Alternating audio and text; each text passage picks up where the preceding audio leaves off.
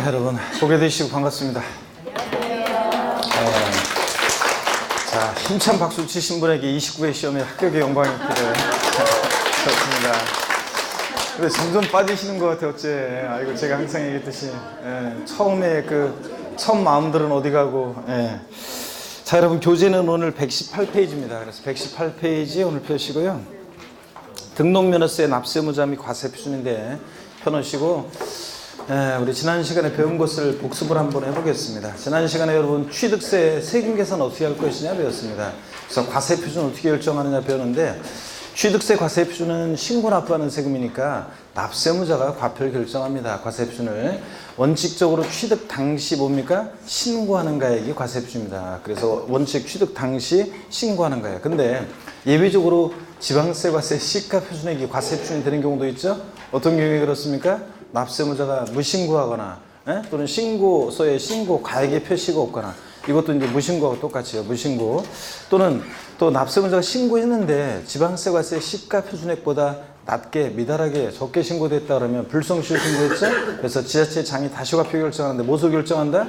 시가 표준액으로 과표 결정합니다. 항상 지방자치단체장은 무엇으로 세금 계산한다고 그랬습니까? 시가표준액으로요. 그래서 시가표준액이라는 것이 토지 같으면 개별 공시지가, 주택은 개별주택 가격이나 공동주택 가격을 의미합니다.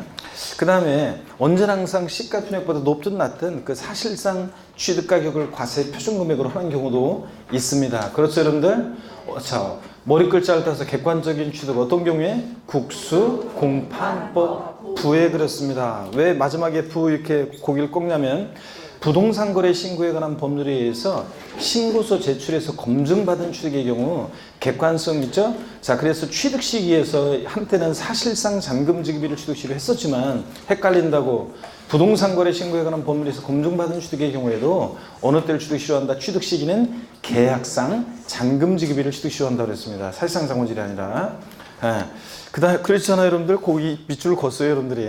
자, 그다음에 언제 배웠는 시인데, 그래서 국가 지자체 조합으로부터 취득하거나, 수입에 의해서 취득하거나, 공매 경매 방법으로 취득하거나, 판결문에 의해서 취득가격이 입증되거나, 법인장부로 입증되거나, 그 다음에 부동산 거래 신고에 관한 법률에 의해서 신고서 제출해서 검증받은 이런 취득의 경우에는 언제나 항상 사실상 취득가액을 과세표준합니다. 그죠, 여러분들? 그 다음에 또요, 근데 연부취득은 물론 이제 연부금액, 매회 사실상 지급되는 연부금액을 취득세 과세표준금액으로 하고요. 근데 이건 유상승계 취득일 때가 국수공판법 부아싸 사실상 취득가격 또는 연부금액을 과세표준금액으로 하는 거지, 무상으로 국가 등으로부터 취득했다, 법인으로부터, 그러면 사실상 취득가격에서 어떻게 한다? 제외된다고 그랬습니다. 그래서 무상 취득은 사실상 취득가격에서 제외되고요. 원칙 신고가격 또는 예외적으로 시가표준액으로 한다는 이 규정을 준용한다고 법령에 되어 있지만, 판례나 예규에서는 무상 취득의 경우에는 무엇을 과세표준으로 해서 취득세를 계산한다? 시가표준액으로 해서 취득세를 계산한다고 그랬습니다. 그죠, 여러분들? 무상 취득했을 때는.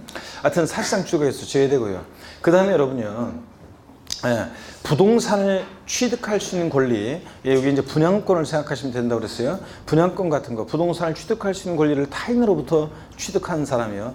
원래 이제 최초 여러분 제가 얼마 전에도 카페에서 세금 질문을 했던데, 아파트 분양받았을 때, 여기 분양받은 분들, 아파트 분양해서 이제 처음에 입주하신 분들, 아파트 분양받았을 때 취득세는 어떤 거로 신고하나요? 그런데 여러분들은 그냥 이렇게 분양받을 때 단체로 법무사가 다 해주니까 그냥 얼마 내라고 하니까 그냥 돈만 냈으니까 잘 또 몰랄 수도 있었는데, 최초로 분양받았을 때는 원래 실무적으로요, 이게 이제 최초로 분양받았을 때는 법인으로부터 분양받은 거잖아요. 국수공판법 부 사실상 취득가격을 과세표준에. 근데 법인으로부터 우리가 최초 아파트 분양받았을 때 사실상 취득가격이라는 것은 뭐냐면 법인장부로 입증되는 가격이니까 그게 이제 분양가격이에요. 그래서 우리가 최초 분양자는 뭐로 취득세를 신고한다? 분양가격으로 신고해요. 근데 최초 분양받은 사람으로부터 내가 분양권을 타인으로부터 취득했을 때, 그때 취득세는 어떻게 신고해야 되느냐. 나중에 그래서 아파트를 취득하게 되면, 그때는 이제 그 분양가격에다가 만약에 프리미엄이 붙었어요. 그러면 그 프리미엄 붙은 가격으로 신고하도록 했습니다. 그 사람들 신고하도록. 근데 예전에 이제 이랬다고 그랬죠. 분양가격보다 마이너스로 떨어진 지역은, 마이너스 피 떨어진 지역은 그런 지역은 또 예전에 분양가격으로 신고하라고 그랬잖아요. 이런 그잖아요. 그래가지고 자 타인으로부터 부동산을 취득할 수 있는 권리, 그러니까 분양권을 이제 생각하시면 된다고 그랬습니다. 취득한 사람이요. 실제 지출한 금액이 분양가격보다 낮은 경우에 어떤 걸 취득세 과세 표현합니까? 그때는 실제 지출한 금액이요. 자, 그래서 분양가격으로 한다고 시험에서 바꾼다면 뭐 분양가격보다 실제 지출한 금액이 낮은 경우에도 분양가격이나 공급가격을 취득세 과세 표준금액으로 한다. 이렇게 바꾸겠죠? 아니고 뭐로 한다? 실제 지출한 금액이요. 그래서 이것도 재작년에 개정이 된 내용인데 이거 아직 시험에 안 나오고 있으니까 올해가 정도는 나올 수 있습니다. 그래서 잘 여러분들이 알아두셔야 되고, 그 다음에 또 봅니다. 취득세요. 세금 계산을 할 때 과세 표준 결정됐으니까 곱하기 세율이죠, 여러분들. 그래서 아까 그 질문한 거, 최초 분양자는 뭐로 취득세를 신고하고? 분양가격으로 신고하고. 근데 이제 타인으로부터 그 분양권, 부동산을 취득할 수 있는 권리를 취득한 사람은, 그 사람은 실제 지출한 금액이 분양가격보다 낮은 경우에는 뭐로 한다? 실제 지출한 금액. 다시 한번 정리해 드렸습니다. 그래서 여러분한테 또 누가 물어보면 또 알려주시고. 자, 그 다음에 또 외운 봅니다. 취득세 세율은 세율 구조가 차등 비례세율 구조로 되어 있습니다. 차등 비례세율 구조로 되어 있는데, 비례세니까 과표 크기와 상관없이 세율이 일정하죠. 근데 차등한다는 것은 무엇과 뭘 차등하느냐? 취득 원인 등에 따라서 차등해서 비례세율이 정됩니다. 취득세 세율은 크게 표준세율, 중과세율, 특례세율, 그게 세 개 덩어리로 되어 있는데, 표준세율은 법령에 의해서 통상적으로 적용되는 세율인데, 지방자치단체장이 이 통상적으로 적용되는 표준세율과 다르게 적용할 수 있는데요. 지방자치단체장은 취득세 표준세율의 몇 프로 범위 내에서 가감조정할 수 있다? 100분의 50 범위 내에서 가감조정할 수 있다고 그랬습니다. 그랬죠, 여러분들?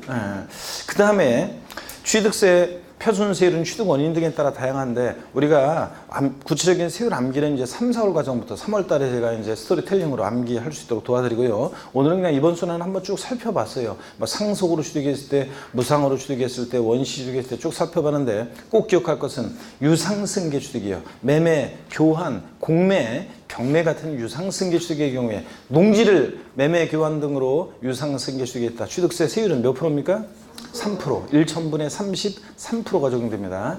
그 다음에 또 농지, 주택, 이해부동산을 매매, 교환 등으로 유상승계 취득한 몇 프로요? 4% 세율이 적용되고, 주택을 매매, 교환, 공매, 경매로 유상거래로 취득했다. 자, 주택을. 그러면 취득가격에 따라 달라지죠? 취득가격이 6억 원이면 몇 프로? 1%, 1천분의 10, 1%. 6억 초과 9억 원이야. 9억까지는 2%, 9억 초과하면 3% 세율이 적용된다고 그랬습니다. 유상거래로 주택을 취득했을 때요.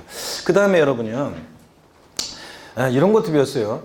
가정 어린이집용 주택이나 공동생활가정, 노인복지센터인데 복지시설로서 주거용으로 사용되는 부분이라든가 이런 것들을 매매나 교환 등으로 취득했습니다. 그러면 취득세 세율은 취득가격이 만약에 6억 원 이하라고 했을 때 1% 세율이 적용돼요? 4% 세율이 적용돼요? 4%. 그래서 가정 어린이집용 주택이나 이런 것들은 우리 영구인하 세율 1%, 2%, 3% 이 주택 세율, 요거 세율을 적용한다 안 한다? 안 하고 일반 이런 이 영구인하 세율 적용되는 주택 범위에서 얘네들은 제외해가지고, 가정 어린이집용 주택이나 이런 것들은 제외해서 얘네들은 그러니까 유상 취득했을 때 몇 프로? 4% 세율이 적용된다는 거. 일반 상가처럼. 그 다음에 또요. 주택을 신축 또는 증축한 이후 그 주택의 소유자가 부속 토지를 취득합니다. 자, 그랬을 때 주택의 그 부속 토지 취득에 대해서 주택에 대한 취득세 세율 1%, 2%, 3% 요 세율이 정돼요? 아니면 일반 토지 취득의 세율이 정돼요? 일반 토지 취득의 세율 4%가 적용된다고 그랬습니다. 그랬죠, 여러분들? 자, 그래서 사람들이 잔머리 써가지고 그냥 원래는 주택을 신축한다면 타인의 토지를 먼저 취득하고 그 다음에 주택을 신축하는 건데, 계약서를 저렇게 순서를 바꾸면 주택을 먼저 신축한 거로 하고 나중에 그 토지를 취득한 거로 하면 주택 부속토지 취득을 해가지고 1%, 2%, 3%, 4% 적용받지 않고 요걸 적용해서 악용하는 사례가 있었기 때문에 그 개정 이후에서 이런 악용 사례가 있었기 때문에 요걸 이제 바꾼다고 해서 바꿨습니다. 그래서 일반 토지 취득의 세율을 적용한다. 아셨죠? 주택을 신축 또는 증축한 이후 그 주택의 소유자가 부속 토지를 취득했을 때는